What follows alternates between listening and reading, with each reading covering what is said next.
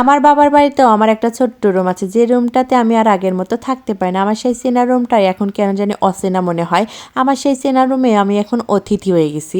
আসসালামু আলাইকুম, কেমন আছেন সবাই? আশা করছি সবাই অনেক অনেক ভালো আছেন। আজকে যেহেতু বাবার বাড়ি চলে আসি, আর আজকে প্রথম দিন, আর আজকে একটু সকাল সকালে ঘুম থেকে উঠছি, উঠে হচ্ছে আমার রুমগুলো একটু গুছিয়ে নিয়েছিলাম। আমার মেয়ে হচ্ছে ওর নানুর সাথে খেলাধুলা করতেছে, তাই ভাবলাম এই ফাঁকে একটু রুমটাও গুছিয়ে নিই। আর আমার মেয়ের দেখেন বাচ্চা কাচ্চা, তার তো বাচ্চা কাচ্চা শেষই নাই, তাই সবগুলো বাচ্চাও আমি ঠিক করে রাখতেছিলাম।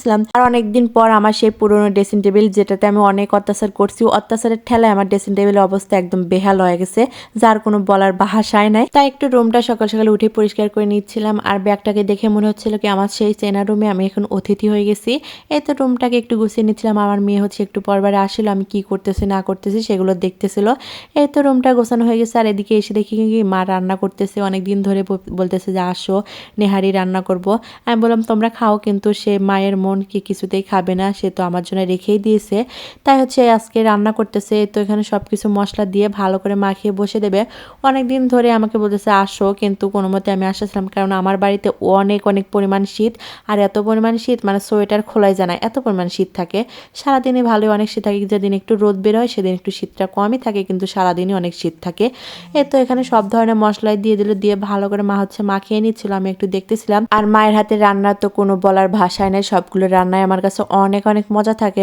মানে বাড়িতে আসলে আমার কাছে মায়ের হাতে সবগুলো রান্না এত এত মজা লাগে, মনে হয় কি কতদিন খাই না, অনেকদিন পরে খাচ্ছিলাম। এই তো মাখিয়ে তারপর বসিয়ে দিল। আজকে যেহেতু নানি আসছিল, নানিও রান্না করতেছিল, পাশাপাশি মা মাখিয়ে দিল, নানি এদিকে কষিয়ে নিচ্ছিল। এই তো নেহারিটা মানে কষানো শেষ হয়ে গেলে মা হচ্ছে এখানে বাগার দিয়ে তারপর হচ্ছে ঝোলটা একটু ফুটিয়ে নিচ্ছিল। আর আমি এদিকে হচ্ছে ছিলাম না দেখে আর ভিডিও করতে পারি নাই।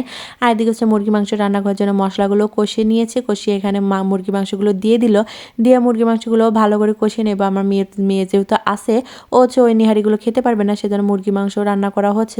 পাশাপাশি হচ্ছে ছোট মাছও রান্না করছে। মুরগির মাংসটা কিছুক্ষণ কষিয়ে তারপর এখানে আলু দিয়েছে, আলুটা দিয়ে কিছুক্ষণ কষিয়ে তারপর এখানে ঝোল দিয়ে দেবে। আর এদিকে হচ্ছে নেহারিগুলো হয়ে গেছে, মা হচ্ছে পাতিলে তুলে নিচ্ছিল, কারণ হচ্ছে কড়াইতে কালি লেগে আসছিল, তাই কড়াই আর রুমে নিয়ে যাবে না, সেজন্য পাতিলে নিয়ে নিচ্ছিল। তা আমি একটু বেড়ে দিছিলাম। পাতিলে দেখতে কতটা সুন্দর হয়েছে তাই না, আর খেতে অনেক অনেক মজার হয়েছিল। মনে হচ্ছে কি রুটি দিয়ে এত এত মজার হবে, কিন্তু আমরা রুটি দিয়ে খাই না, আমি ভাত দিয়ে খাইছি। আমার কাছে অনেক অনেক মজা লাগে। আমার না রুটি দিয়ে অত ভালো লাগে না, আমার কাছে ভাত দিয়ে জিনিসটা ভালো লাগে, তাই আমি হচ্ছে ভাত দিয়েই খাই। আর এদিকে হচ্ছে মুরগি মাংসটাও হয়ে গেছে, মেয়েকেও খাইয়ে দিয়ে আমরা হচ্ছে সবাই একটু সরিষার খেতে গিয়েছিলাম। সবাই মিলে একটু সরিষার খেতে গিয়ে তারপর একটু রোদ পোহাচ্ছিলাম। আর এটা যেহেতু আমাদেরই ক্ষেত, মানে লাগাইছে এখন, মানে এই সিজনে একটু লাগাইছে, এমনিতে আমাদের সরিষা লাগায় না, কিন্তু এবারই লাগাইছে। তাই আমি একটু সরিষা তুলতেছিলাম। আর আমার মেয়ে করতেছে তুলে তুলে সব হাতে জড়ো করছে, কানে লাগাইছে। ওকে একটু ছবি টবি তুলে দিলাম, আমি একটু ছবি তুলছি, ভিডিও করছি, তাই একটু সবাইকে দেখাচ্ছিলাম। এত সুন্দর চারিদিকে, মানে যেদিকেই তাকাই শুধু সরিষা আর সরিষা, মানে বাড়ির পিছনে শুধু সরিষার ক্ষেত।